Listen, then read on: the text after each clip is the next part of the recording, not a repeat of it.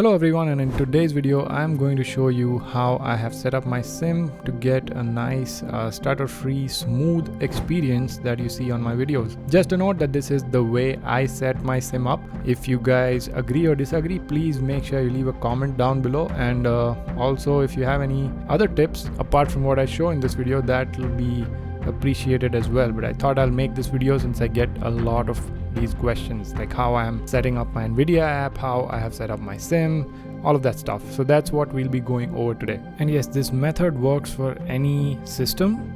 You can basically follow the same method for any system, just that the FPS levels that you get might be different, but you should still be able to get the same smoothness if you follow the method. But yeah, let me know if you have any other ideas in the comment section. I'm open to discussion there. Before getting into it, I would highly appreciate if you guys can smash that like button for me. So I'd really appreciate if you can hit that subscribe button as well. It's totally free, and you can always unsubscribe if you see any videos that don't connect with you. I'll really love it if you guys can help me out with that. It helps the channel more than you think. That's pretty much the only motivation I have to keep this channel going. Thank you guys for all the support so far. Alright, let's get into the topic, and I'll see you guys on the first step. Okay, so first thing I would do is come to settings, system and display, and go to your main monitor, which is where you run your sim.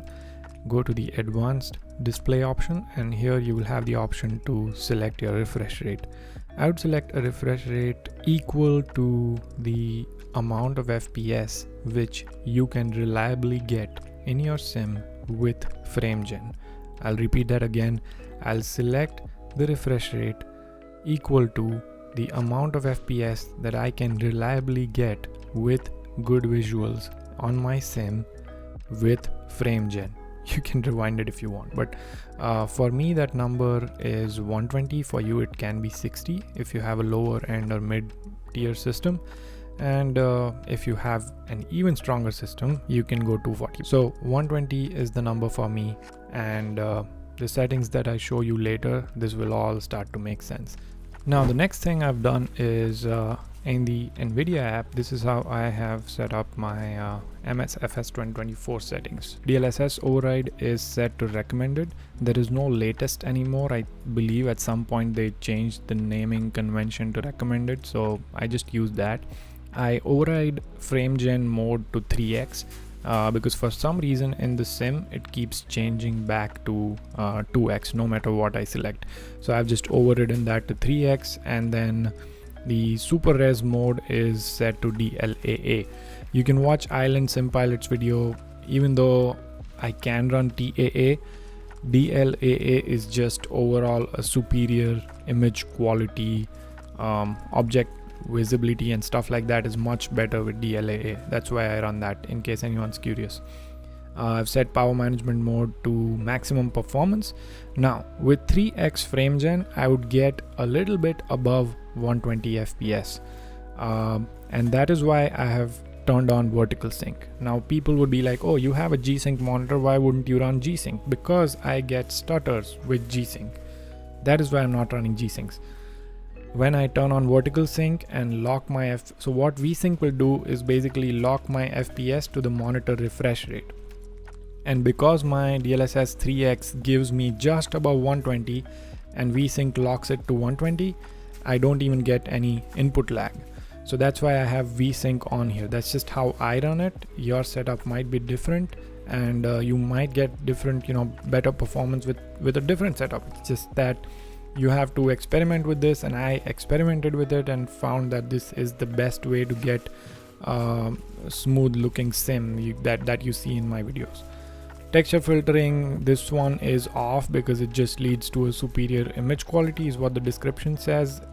And then negative load bias is set to clamp. Quality on texture filtering stuff, you can run performance. I don't think there's a whole lot of difference. I've just moved any kind of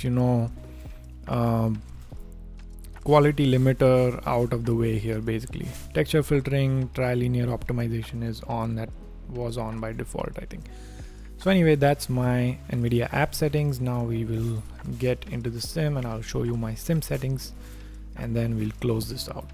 Okay, now on to MSFS settings. I'll make this quick. I've already shown you that I set my anti-aliasing and super resolution override through the Nvidia app, so it doesn't matter what it's doing here. I am doing DLSS and 3x multiplier on here.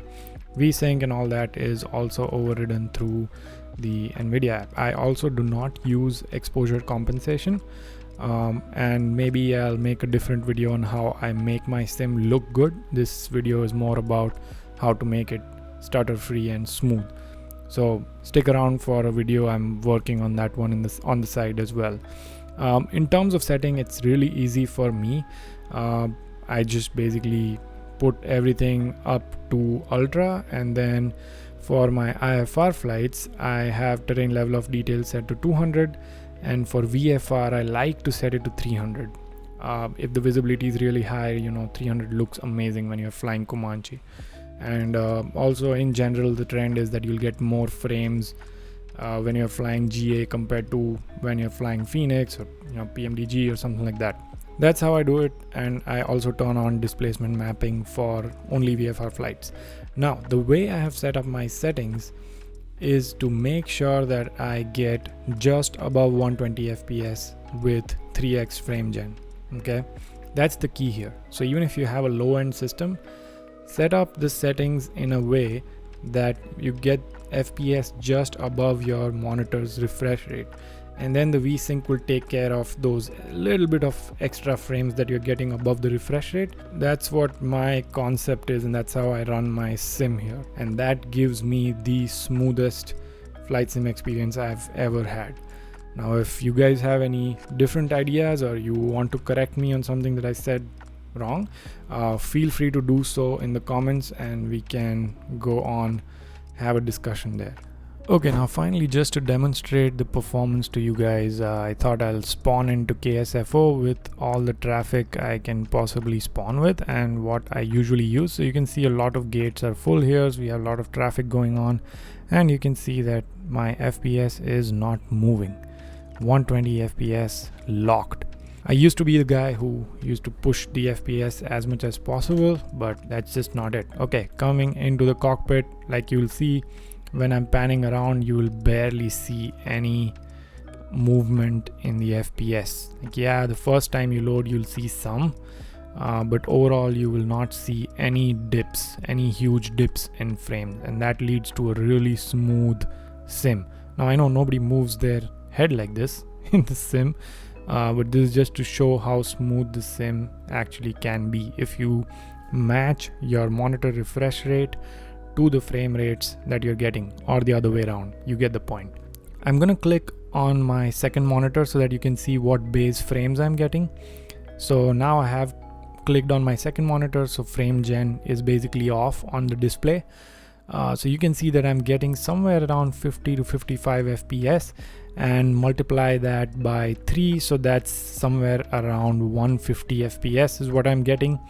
And then since I have VSync enabled, VSync is able to get my FPS down from 150 to 120, and it is locking it to 120 basically, which is my monitor refresh rate, and giving me this smooth stutter free experience. Now, people would have questions on latency. You should not be worrying about latency coming from those 20-30 frames. Just push up your settings and bring your FPS down to your monitor refresh rate. And even if you are getting 150 and it's bringing it down to 120, you should not be worried about the latency from 30 frames in something like a flight sim. It is not noticeable at all. You should not be thinking about it. Just wanted to cover some of these points which people will I know comment about on my videos. That's it for today's video. Again, if you like the content, please don't forget to like the video, and please subscribe to the channel. It helps the channel more than you think, and I love you guys for helping me out with that. I'll see you guys on the next one. Stay safe, have a good week.